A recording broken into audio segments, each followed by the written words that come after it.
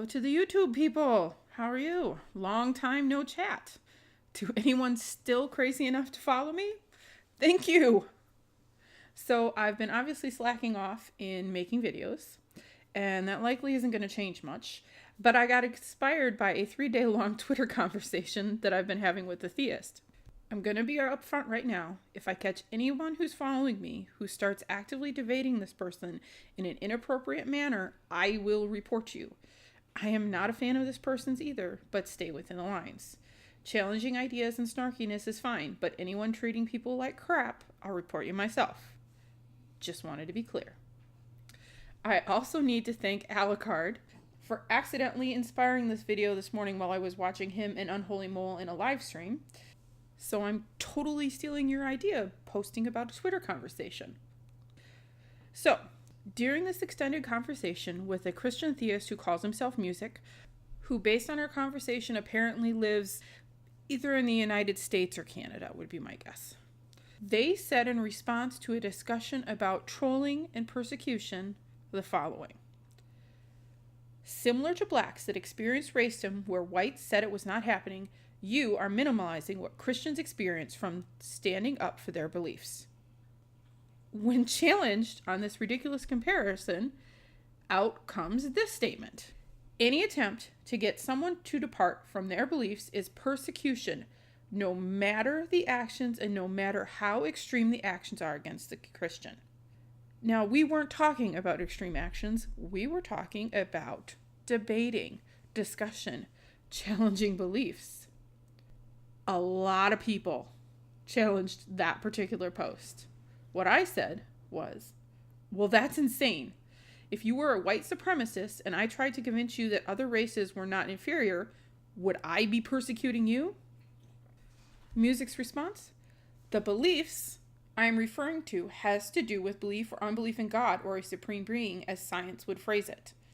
So he wants special privileges for his particular beliefs not to be challenged. And if they are, that's persecution. So let's talk about persecution and why this response actually succeeded in making me angry. What is persecution?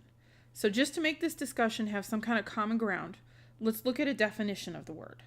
The first 2 explanations on the definition I found didn't really help, but number 3 does. Persecution is a program or campaign to exterminate, drive away, or subjugate people based on their membership in a religious, ethnic, social, or racial group. So is debating a theist, challenging those ideas and conclusions, qualify as persecution? Am I exterminating them? This depends a little bit on your definition of extermination, because I'd like religion to disappear. But let's go literal. Killing. No, I'm not killing them. Heck, I'm not even exterminating the idea by doing something stupid like forbidding it and forcing it into hiding. Am I trying to drive them away? Nope. I am just speaking in the public forum too. I'm not pushing them out of the square. I'm not forcing them silence. I am just exercising my right to challenge their speech. In fact, I want as many theists as possible to speak out publicly where I can challenge them, where I can point out errors and fallacies. The more I point it out, the more likely I am to accidentally plant a pebble in somebody's shoe and hopefully help bring them out of the religion too. Am I subjugating them? No, clearly not. I have no power over any theist at all. I have no control over what you believe, how you live, how you act. I literally cannot subjugate you. I don't have the power to. So challenging your ideas is not subjugation, is not persecution. Look, I don't often wear the handle because for some reason the handle doesn't matter as much to me as identifying as an agnostic, atheist, skeptical, whatever person, whatever you prefer. But I am technically an anti-theist. I would like all religions to go away, and I would love to see a huge rise in skepticism.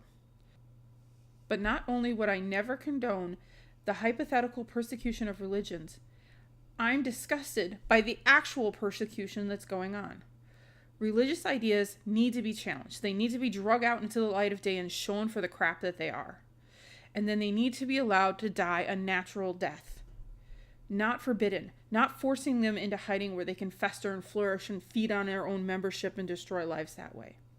But actual people are being hurt for both religious and non-religious choices all over the world.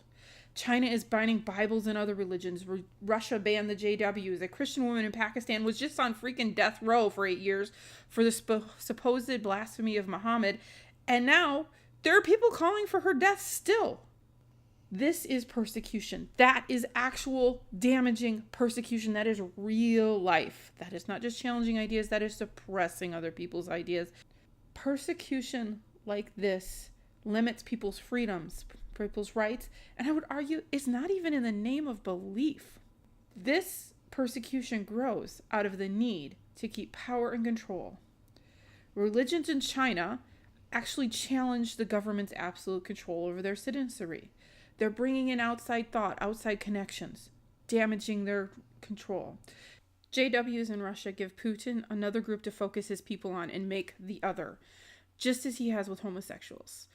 And driving them out minimizes outside influences and information.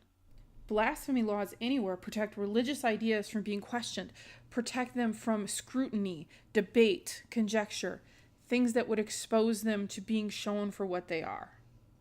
These are all really, really complicated issues that have a lot of factors and a lot of things causing them. But when you drill down to the base of them, it's about who's got power and what those people in power are willing to do to keep it. Challenging ideas, mockery of them by fellow citizens and fellow peons, not by the powerful governments, but by peons, is not persecution. If you are out in public spreading your ideas, any idea, including atheism, and you feel persecuted just because somebody challenged your ideas, you're likely not. Unless someone has the power to actually shut you down, to stop your ability to speak or control your life, it's not persecution. It's the marketplace of ideas. And while I will agree that marketplace has been shown to amplify some shitty voices, as the imperfect human beings we are, this is what we have. If you believe in your ideas, accept challenges as an invitation to defend your ideas, to present your case, and if you find you're wrong, admit it. But don't act like you're being persecuted, because that pathetic attempt to protect your views trivializes the actual evil and suffering that is happening to humans all over the world. Okay, rant over. Video mostly done. Thanks for anyone to watch this part. Now we're on to the shoutouts. First off, I want to shout out a new friend, Atheistic Dragon on Twitter. Keep your eyes out for this guy. He's about to get interviewed on a couple of different channels. Sorry, man, I can't pronounce your handle name. Not gonna try. And congratulations to the amazing Godless Iowan and Mrs. Snarky on their marriage. I adore you too, and the laughter you obviously share with each other and you share with us. And remember, everybody, to dance and sing. Life is way too short not to. Bye.